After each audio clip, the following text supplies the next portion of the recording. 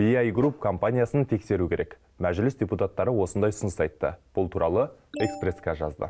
Пәтерлері ыстық пәліш сияқты өтетін бұл компанияның үйлері өзгелермен салыстырғанда едәуір қымбат. Дегенмен соңғы айларда BI Group холдингінің қызметіне қатысты сын пікірлер қаптап кетті. Компанияның мемлекет есебінен тұрғызып жатқан қымбат нысандарына жұрт наразы.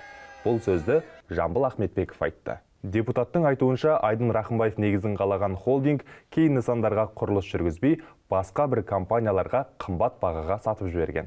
Атырау қаласынан 300 шақырым жерде Опорный деген ауыл бар. Құрылыс компаниясы аймақтағы Теңізшевройл қызметкерлеріне арналған жатақхананы бөлшектеп, пайдаланылған құрылыс материалдарын Алматыдағы ковид ауруханасын салуға жұмсаған. Міне қызық, мемлекет тарапынан дәл осы емхананы салу үшін 5,5 миллиард теңге қаржы бөлініпті. Жамбыл Ахметбеков үкімет пен бас прокуратураға BI Group компаниясын жіті тексеріп, мемлекетке келтірілуі